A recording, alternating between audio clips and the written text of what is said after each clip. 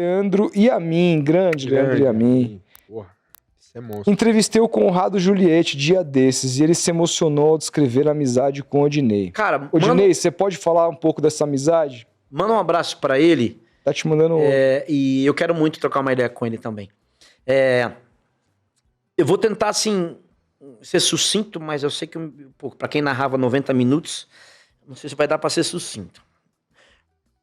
Pra você entender, ou pra vocês entenderem o porquê da minha gratidão. Eu saí de Itanhaém pra fazer vestibular em Santos em 98. Eu passei na faculdade. Quando eu passei na faculdade, saiu no jornal A Tribuna o meu nome. Comunicação social, passei nas 3 faculdades de Santos.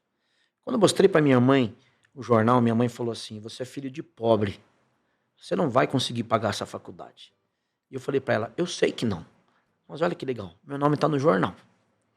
Quando eu saí, eu já era um comunicador desde sempre. Eu fui lá no quiosque do Praião, que hoje é comandado pela família Taqueiro. Eu falei assim em voz alta: galera, eu não vou conseguir pagar a faculdade, mas eu passei. Aí um amigo meu chamado Dedé, um dos grandes craques do futebol da cidade, que deixou a cidade para voltar doutor, ele voltou médico, ele me falou assim: cabeça, a sua matrícula eu pago. Aí ele pagou minha matrícula e eu fui fazer faculdade em Santos. Pegava o ônibus, ia e voltava em Itanhaém, Santos.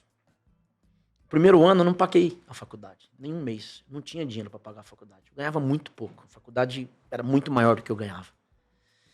E aí, numa festa da Associação dos Cronistas Esportivos de Santos, o Fabiano Fará e o André Mendes vieram falar comigo e falaram: ó, ano que vem a Santa Cecília FM vai montar uma equipe. E o Armando veio te procurar se você não quer ser narrador nosso. Eu falei assim: pergunta para ele se dá para trocar pela faculdade. Se der, eu aceito. Assim eu termino a faculdade. E quem pagou o primeiro ano? O clube Satélite Esporte Clube, que era o clube da SAT FM, que eu combatia lá os políticos da cidade nos anos 99 que fecharam a minha rádio. Então o Satélite pagou o primeiro ano e depois eu me virei na troca de bolsa com a Santa Cecília. Então, Armando Gomes, onde você estiver, muito obrigado. De lá em diante, cara, as coisas foram acontecendo na minha vida, os anjos aparecendo de uma forma muito louca. Eu vim pra Record em 99, e aí eu vim pra ser plantão esportivo, mas você acha que eu não ia querer trabalhar com Fiore Gilhote? E aí no dia, cara, que eu vim ser plantão esportivo, era um Atlético Paranaense Cruzeiro, repescagem de Copa do Mundo, dia 18 de dezembro de 99, o narrador Edson Cury não apareceu, e o jogo era off-tube. Aí a Ana Marina Maiori, da ACESP: Itanhaém, você quer narrar o jogo? Se borrar, vai voltar pra Itanhaém, hein? Eu narrei, cara. Narrei o jogo. No intervalo, o Reinaldo Costa. Aí você vê o grande, né? No intervalo, o Reinaldo Costa, que sabia que ele era muito maior do que eu, porque quando o cara tem medo de você, ele não fala contigo, né? Aí o Reinaldo me ligou e falou: garoto, você narra muito, cara. Você não é aquele garotinho que vai com um radinho de pilha lá de Santos? Eu falei: sou, porra, você vai ficar aí. Terminou o jogo, o Fiore Gilhote me ligou e falou assim: filho, você não queria uma oportunidade? A partir de hoje você é narrador da Record.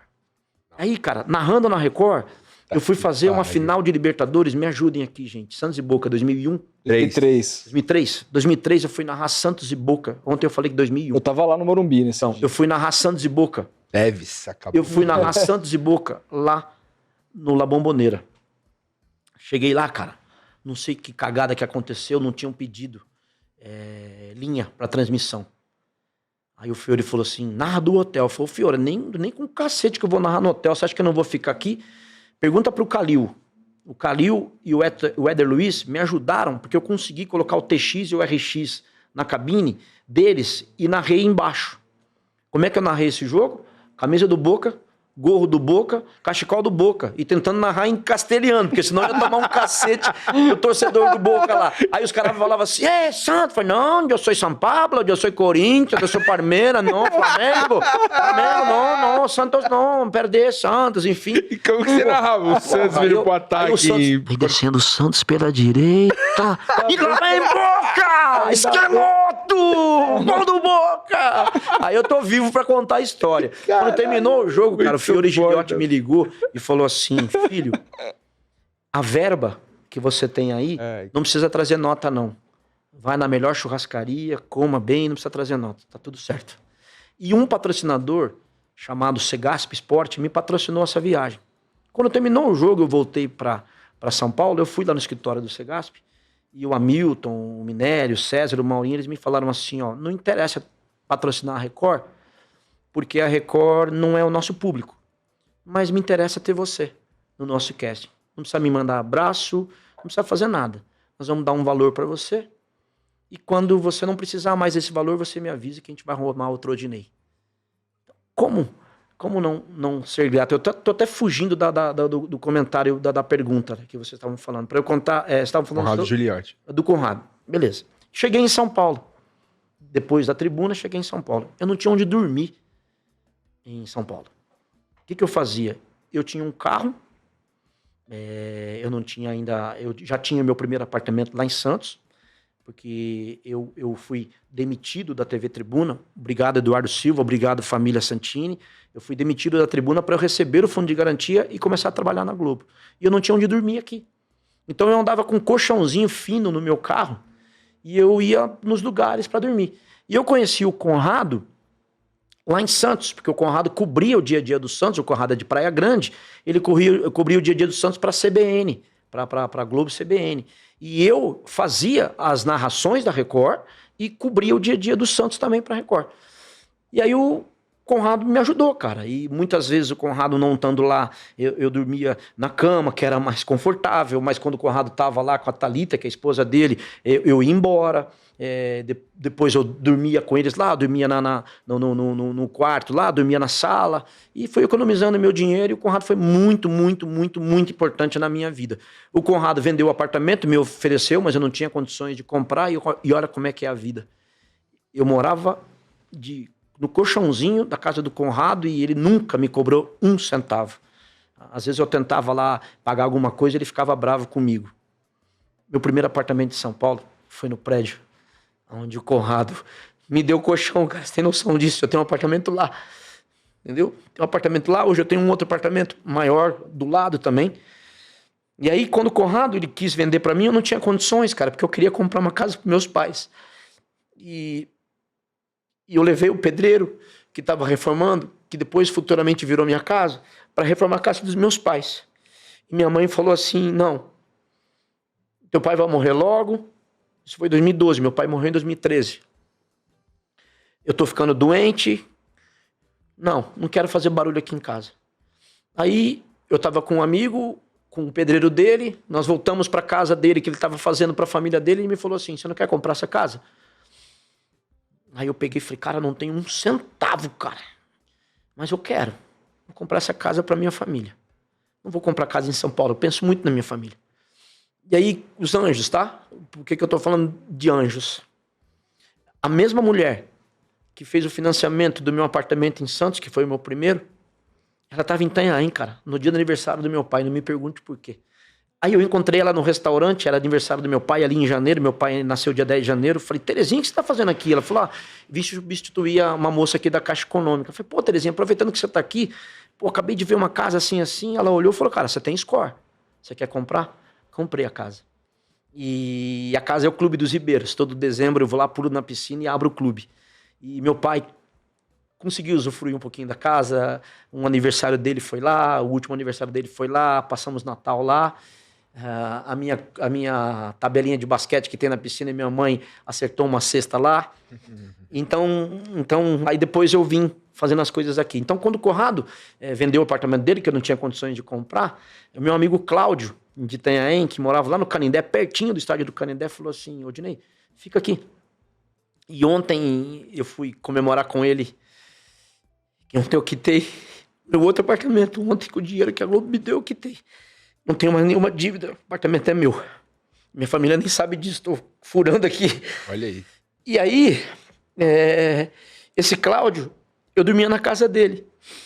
E a gente brinca até hoje que ele tinha uma canoa lá, que era um colchão rasgado, assim, que eu dormia lá. Aí eu comprei um colchão inflável. Aí eu ia pra casa dele, depois de narrar o jogo, enchia o colchão inflável dele lá. Aí depois eu dormi na casa do Guide, na casa do Crespo, eles cederam lá um colchãozinho. Thiago Crespo. E não quero aqui dizer assim, coitadinho, não, eu sou esperto com dinheiro. Porque como eles não cobravam nada, e eu pagava às vezes a empregada, às vezes eu ajudava no café, no almoço, eu fui juntando dinheiro. Né? E aquela velha história, do eu primeiro, né? Depois que você consegue o primeiro apartamento, o primeiro carro, você vai embora. Aí depois eu morei na casa de uma outra amiga no Ibirapuera. Aliás, porra, que uma casa espetacular no Ibirapuera. E eu só pagava os custos. E aí eu consegui comprar esse apartamento do Conrado, no prédio do Conrado. E o Conrado é meu irmão, cara. O Conrado, quando ele casou com a Thalita, ele convidou todo mundo e não me convidou. Aí uma semana antes ele falou assim, você não percebeu que eu não te convidei não? Eu falei, pô, você acha que eu ia bloquear você, não ia falar com você? Eu falei, então, você não tem escapatória. Você vai fazer o meu casamento. Você vai ser o mestre de cerimônia do meu casamento. Porque mesmo você sendo solteiro, você teve os seus amores aí ao longo da jornada e você sabe falar de amor. Você é o amor. Aí eu fiz o casamento dele, da Thalita, e todas as vezes que eu posso, eu tô lá nos Estados Unidos, na casa deles lá, e fui agora em março para lá, com a Cecília. Um beijo, Cecília, minha ex-namorada maravilhosa. E, porra, cara, então o Conrado é esse amor que eu tenho. Fui lá conhecer o filho dele, que é o Henrico, maravilhoso. Então, por isso que eu faço as ações sociais em Itanhaém, por isso que eu sou grato a todo mundo que fala comigo, por isso que eu pego o João e levo lá para minha casa, mesmo ele não podendo entrar nos restaurantes da cidade, os caras ficam putos que eu levo ele no restaurante, ele come comigo lá do jeito dele. Eu sou grato por isso, entendeu? Gratidão. Todas as vezes que eu acordo, eu me ajoelho e agradeço a Deus, porque eu conquistei muito mais do que eu imaginava. E hoje eu quero só ser feliz. Aliás, Conrado, motivo de minha grande inveja, porque tá lá fazendo jogos do Boston, por qual eu tenho profunda paixão, direto do TD Garden, cara, todo jogo na ESPN. A casa dele é em Malden, é uma estação do TD Garden. Nossa, do caralho, cara. Porra. Caralho, ainda vou conhecer o Conrado lá. E vou falar uma coisa pra você, cara. Se eu pudesse tirar o Conrado da ESPN e ter um projeto com ele, eu teria, cara, porque o Conrado é muito bom, velho. O Conrado é gênio, cara. E o Conrado, pra quem não sabe, ele cozinha absurdamente, cara. Ele cozinha muito, muito, muito. Por isso que ele faz lá o Monday, né? Que é o que ele faz na segunda-feira lá da comida, do futebol e tal.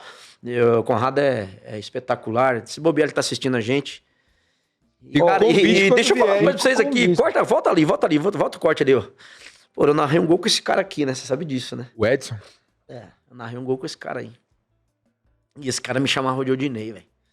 Você imagina. Oh. É muito louco. Então, Conrado, Thalita. Que a gente não teve. Porra. Tem mais superchat. O ML, que ele tinha mandado aquele superchat, sem dizer nada, ele escreveu o seguinte aqui: Odinei, ótimo narrador, ser humano generoso.